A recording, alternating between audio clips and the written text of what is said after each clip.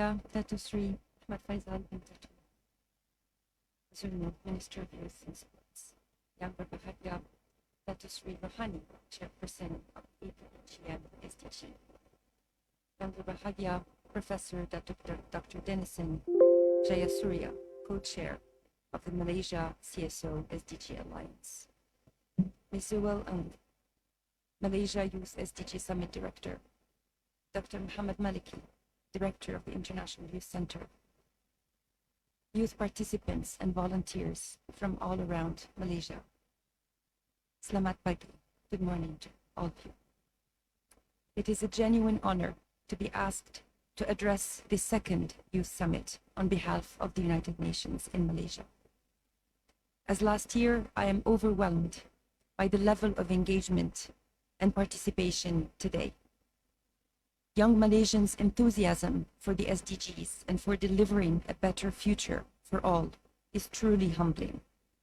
This augurs well with the topic of today's summit, SDG localization, as youth have a pivotal role to play in strengthening people's and communities' ownership and agency in delivering the SDGs. In my remarks, I want to major on how young people can further help to deliver the SDGs within Malaysia as a whole, starting from their own local communities. Young people are crucial in delivering lasting positive change. As a vanguard of the future, framing and shaping the issues and priorities that matter with fresh and inherently progressive perspectives, but also as agents of change themselves by making tangible contributions through volunteerism and community participation and in the conduct of their everyday lives. These dimensions are vital if we are to deliver the SDGs, which require transformative change. It requires new mindsets, new approaches. The challenge is how to harness and sustain these contributions over time. Recovery from COVID-19 must be our current priority. Building back better means delivering a socially inclusive Malaysia that provides opportunities for all and leaves no one behind, as just mentioned by the Minister.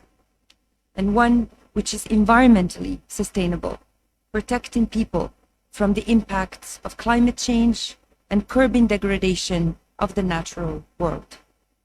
These are issues that lie at the heart of youth concerns and match their capacities for change and for contribution. But I also want to emphasize the direct impacts of the pandemic on youth. While the last 2 years have been difficult for all communities throughout Malaysia and the world, the impacts on the young people have been hardly felt. We have seen major interruptions to education and training, which have the potential to drive long-lasting deficits in human development. Young workers, particularly those in the informal sector, suffered disproportionately. Young women suffered disproportionately also. Equally, the policy response to the pandemic led directly to the curtailment of social and cultural and sporting life, and this has led to the isolation and alienation of many young people. As life is finally returning to normal, it is vital that we address the damage that has been caused and work together to enable new opportunities. So how can youth themselves contribute as we go forward in localizing action and solutions, achieving real change in their lives? And here I draw on the various roles set out at the last year's UN International Youth Day, and clearly put to practice during your first summit and since. Firstly, as critical thinkers, youth play a special role in challenging social norms and in evolving the national political discourse. Crucially, new opportunities for young people's participation and influence are emerging in Malaysia. Most notably, we have seen the enactment of the Undi 18 law, which will reduce the voting age to 18. This has the potential to give youth a louder voice and to reinvigorate national politics. In turn, the government and politicians generally have shown a renewed interest in addressing youth concern. We've seen this now, we've heard it, but we also have the Prime Minister's launch of the National Youth Economic Empowerment Plan, which is a very good example. There has never been more opportune time for young people to become engaged in public space.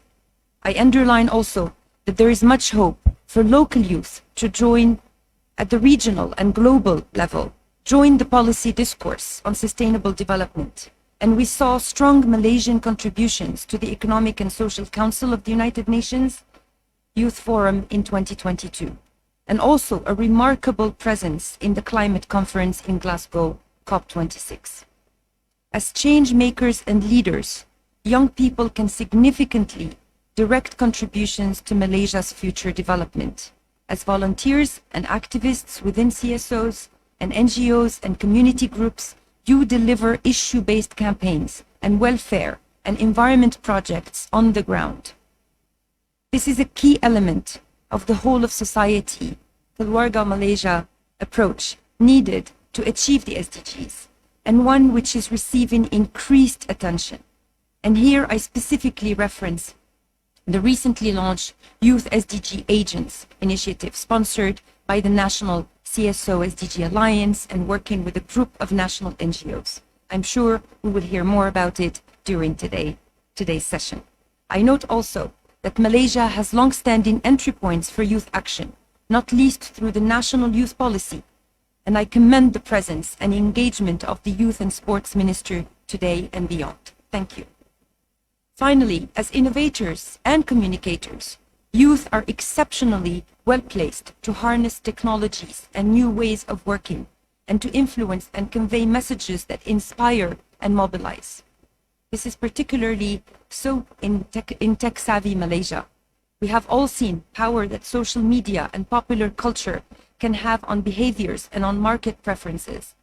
These have the ability to affect lasting change, particularly in the environment sphere.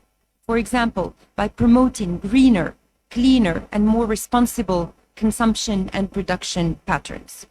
This again is a prime example of the power of youth-based grassroots action to deliver substantial change.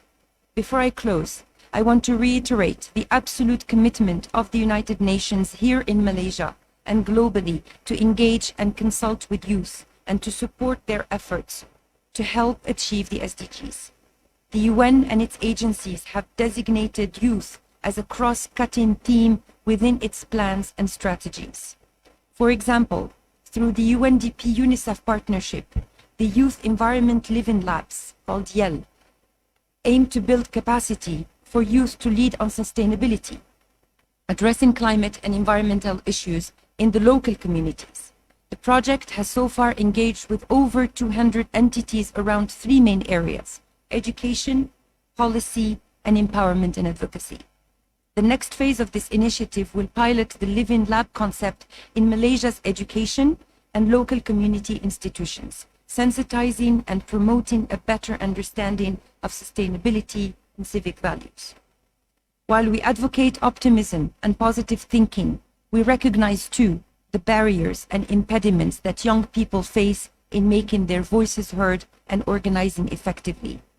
So today is another precious opportunity for us to say that we commit to ensuring that young people are consulted within all our programs and to supporting opportunities for learning and innovating and platform through which your voice can be heard.